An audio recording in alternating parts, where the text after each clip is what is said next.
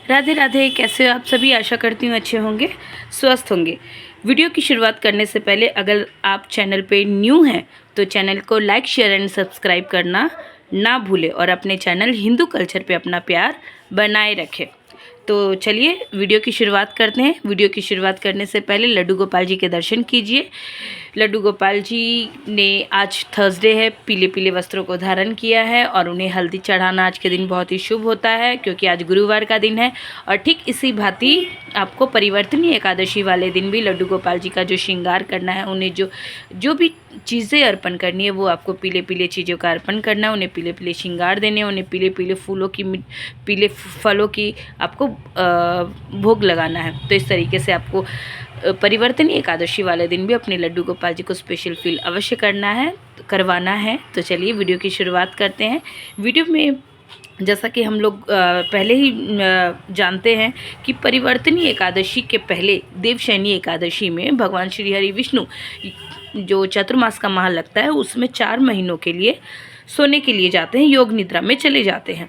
और परिवर्तनीय एकादशी वाले दिन उस योग निद्रा से भगवान श्री हरि विष्णु करवट बदलते हैं, जिससे क्या होता है कि उनके स्थान में परिवर्तन आता है। इसीलिए इस एकादशी को परिवर्तनीय एकादशी भी कहा जाता है।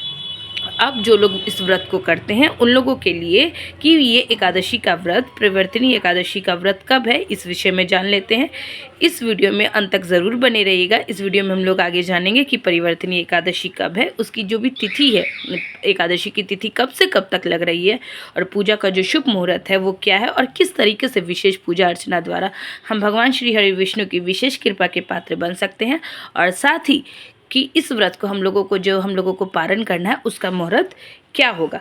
तो जैसा कि आप सभी जानते हैं कि प्रत्येक माह में जो एकादशी का व्रत होता है वो भगवान श्री हरि विष्णु के जो भी स्वरूप हो, कृष्ण हो, कान्हा हो, लड्डू गोपाल हो, चाहे स्वयं भगवान श्री हरि विष्णु हो, इनकी जो विशेष पूजा अर्चना के लिए जो एकादशी तिथि होती है वो सर्वश्रेष्ठ तिथि होती है। और जैसा कि आप सभी को मालूम है कि प्रत्येक माह जो एकादशी जो तिथि आती है वो 2 बार आती है। एक शुक्ल पक्ष की एकादशी आती है और एक कृष्ण पक्ष की एकादशी आती है। जो लोग पूरे विधि विधान से व्रत करते हैं उन्हें मालूम है कि हमें एकादशी के व्रत का जो भी नियमों का पालन करना होता है वो दशमी तिथि से ही करना पड़ता है। दशमी तिथि पर हमें सात्विक भोजन ग्रहण करना चाहिए, ब्रह्मचर्य का पालन करना चाहिए। हो सके तो रात्रि का जो भोजन होता है वो सूर्यास्त के पहले ही हम लोगों को ग्रहण कर लेना चाहिए। इस तरीके के थोड़े बहुत हम लोगों को नियमों का पालन करना चाहिए। साथ ही जो हमें तुलसी पत्र एकादशी तिथि वाले दिन हमें भगवान श्री हरि विष्णु को, लड्डू गोपाल जी को अर्पित करने होते हैं, उन्हें भी हमें दशमी को ही तोड़ के रख लेना चाहिए क्योंकि एकादशी तिथि वाले दिन हमें तुलसी में जल भी नहीं देना चाहिए और तुलसी पत्र को भी तोड़ना भी नहीं चाहिए। तो अब हम लोग एकादशी वाले दिन क्या करना है इस बारे में जान लें, लेकिन उस विषय पे जानने से पहले सबसे पहले जान लेते हैं कि एकादशी की जो तिथि है वो प्रारंभ कब से हो रही है। तो एकादशी की जो तिथि है वो आपको 13 सितंबर को शुक्रवार वाली रात 10:30 बजे से, शुक्रवार को 10:30 बजे रात से एकादशी तिथि का प्रारंभ हो रहा है और इसका जो समापन होगा एकादशी तिथि का वो 14 सितंबर की रात को 8:41 पे एकादशी तिथि का समापन होगा। तो ये है एकादशी की तिथि का शुभारंभ और समापन। ठीक है, इसके साथ ही तिथि एक और नोट कर लीजिए, वो क्या कि पारण हमें कब करना है। तो पारण हमें जब 14 सितंबर को हम लोगों का एकादशी का व्रत है तो हमें पारण 15 सितंबर को करना है, सुबह 6:06 से लेकर 8:34 के बीच। ठीक है, तो ये तो तिथि आप लोगों ने नोट कर ली होगी। अब हम लोग पूजा विधि की ओर आते हैं कि एकादशी व्रत में जो हमें जो पूजा विधि करनी है, हमें जो पूजा करनी है, हमें जो पूजा का जो भी थोड़ा सा नियम लेना है वो किस तरीके से करना चाहिए। तो सबसे पहले आप सभी को मालूम है कि एकादशी तिथि वाले दिन हमें ब्रह्मचर्य मुहूर्त में उठना चाहिए। हमें रोज़ के जो भी हमारे कार्य होते हैं, हमें अपने दैनिक जो भी कार्य होते हैं उन सभी से निर्वृत्त होना चाहिए। उसके बाद स्नान आदि करके पूजा गृह में जाना चाहिए। हो सके तो आपको भी पीले वस्त्र इस दिन अवश्य पहनने चाहिए। उसके बाद सबसे पहले आपको पूजा घर में जा कर के प्रभु के समक्ष घी का दीपक प्रज्वलित करना चाहिए। हाथ में आपको जल लेकर के, पुष्प लेकर के अपने व्रत का संकल्प करना चाहिए और उसके बाद आपको अपनी रोज़ की जो भी पूजा अर्चना वंदना है आपको वो करना चाहिए। आपको सूर्यदेव को अर्घ्य अवश्य देना चाहिए। आपको तुलसी में तुलसी में जल नहीं देना है, लेकिन तुलसी पूजन करना है। तुलसी के समक्ष आप धूप दीप दिखा सकते हैं। अगर आप फलों का भोग लगाना चाहें तो दूर से फल भी अर्पित कर सकते हैं। तो इस तरीके से, लेकिन तुलसी को स्पर्श मत करिएगा। तो इस तरीके से आप तुलसी को भी पूज सकते हैं। और साथ ही जैसा कि आपको पहले ही बताया, विष्णु भगवान का जो भी स्वरूप आपके पास है, जैसे मेरे पास अगर लड्डू गोपाल जी हैं तो लड्डू गोपाल जी का ही पंचामृत स्नान करवा सकते हैं। उन्हें पीले पीले वस्त्र अर्पित कर सकते हैं, उन्हें पीले फलों का भोग लगा सकते हैं, उन्हें पीले फूल चढ़ा सकते हैं, उन्हें हल्दी अवश्य अर्पित करेंगे।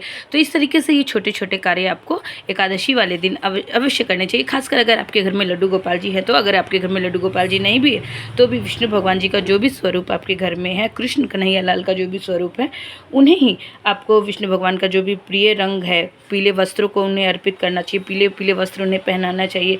उन्हें पीले पीले फूल, पीले पीले फल अर्पित करने चाहिए। इस दिन ध्यान रखिएगा कि जो लड्डू गोपाल जी हो या फिर भगवान हो, उन्हें अन्न का भोग नहीं लगाया जाता। अब दूध से बने हुए मिठाइयों का भोग लगा सकते हैं, फलों का भोग लगा सकते हैं, छेने की मिठाइयाँ जो होती है उसका भी भोग लगा सकते हैं। तो इस तरीके से आप भगवान की, श्री हरि विष्णु की, उनके स्वरूप की पूजा अर्चना वंदना कर सकते हैं। कोई भी भोग अर्पित करेंगे उसमें तुलसी पत्र चढ़ाना ना भूलें। तुलसी पत्र ध्यान दीजिएगा, तुलसी पत्र एकादशी वाले दिन नहीं तोड़ा जाता। आपको तुलसी पत्र दशमी तिथि वाले दिन ही तोड़ के रख लेना है। और जैसा कि पहले ही बताया कि पूजा का संकल्प लेने के पहले आपको घी का दीपक प्रज्वलित अवश्य करना है। इसके साथ ही जब आपकी संपूर्ण पूजा अर्चना वंदना हो जाए, पूरे घर में आपको धूप दीप दिखाना है, सब हो जाए, उसके बाद आपको कथा अवश्य सुननी चाहिए। और कथा सुनने के बाद आपको भगवान की आरती अवश्य करनी चाहिए। इस तरीके से आपको अपनी पूजा अर्चना को संपन्न करना चाहिए। पूरे दिन घर में भक्ति भाव का माहौल रखना चाहिए। श्री हरि भगवान विष्णु के मंत्रों का जो भी जाप होता है वो आपको करना चाहिए। ओम नमो भगवते वासुदेवाय नमः, इस मंत्र का जाप आप कंटिन्यू, आप कोई मंत्र कर पाए ना कर पाए, ओम नमो भगवते वासुदेवाय नमः इस मंत्र का जाप कर सकते हैं। हरे कृष्ण कृष्ण कृष्ण हरे हरे, हरे राम राम राम हरे हरे, इस मंत्र का आप जाप कर सकते हैं। इसके अलावा आप विष्णु सहस्त्र नाम का पाठ भी कर सकते हैं।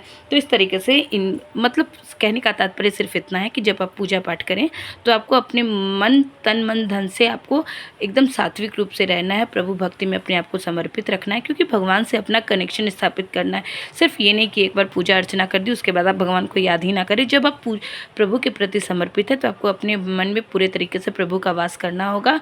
प्रभु को हमेशा अपने मन में उन्हें याद करते रहना होगा, उनके मंत्रों का जाप करते रहना होगा। घर का वातावरण एकदम भक्तिमय बनाना होगा, तभी भगवान और आपका एक कनेक्शन स्थापित होगा और भगवान बहुत ही प्रसन्न होंगे। तो इस तरीके से आपको बताया कि आपको लड्डू गोपाल की भी विशेष पूजा अर्चना अवश्य करनी चाहिए। आपको तुलसी पूजन भी आज के दिन अवश्य करना चाहिए। जल नहीं चढ़ाना चाहिए, इस बात का पूरा ध्यान रखिएगा। उसके बाद शाम के समय भी जब आपकी दिन का सारे अपने मंत्रोच्चार में, प्रभु के भक्ति भजनों में आपका दिन व्यतीत हो गया, शाम के समय भी आपको तुलसी जी के सामने गाय का घी का दीपक अवश्य प्रज्वलित करनी चाहिए। उनके और साथ ही जाकर के पीपल के वृक्ष में, क्योंकि पीपल के वृक्ष में भगवान विष्णु का वास होता है और खासकर ये दिन भी आपको शनिवार का दिन मिल जा रहा है, तो आपको पीपल के वृक्ष की पूजा अर्चना, विशेष पूजा अर्चना अवश्य करनी चाहिए, जिससे आपको भगवान विष्णु की विशेष कृपा के आप पात्र बनते। तो इस तरीके से आपको अपना जो भी आपको कार्य करना है वो आपको बहुत ही प्यार भाव, भक्ति भाव से करना है। और जैसा कि आपको पहले ही बताया कि जब एकादशी की जो तिथि होती है वो विशेष रूप से स्नान दान के लिए भी महत्वपूर्ण होती है। तो आपको जो स्नान करना है वो हो सके तो आपको नहाने के पानी में गंगा जल हल्दी मिला करके स्नान करें। और दान भी आज के दिन अवश्य करना चाहिए। आपको अन्न दान आप कर सकते हैं, पीले फलों का दान कर सकते हैं, तुलसी जी का दान कर सकते हैं। तो इस तरीके से आप दान भी अवश्य करिएगा। और परिवर्तनीय एकादशी वाले दिन गाय के दान का भी बहुत महत्व होता है। अगर गाय का आप दान नहीं भी कर सके तो इस तरीके की एक छोटी सी गाय की प्रतिमा ले लें या फिर ऐसी कोई भी मूर्त ले लें और उसे ही मंदिर में या फिर किसी ब्राह्मण को दान दे दें और कुछ दक्षिणा रखें।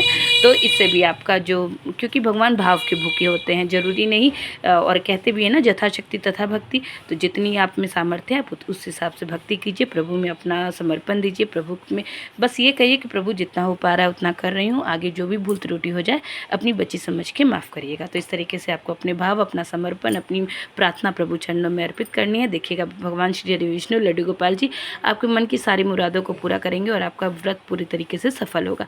राधे राधे। जय श्री हरिदास। अपना प्यार बनाए रखिएगा। राधे राधे।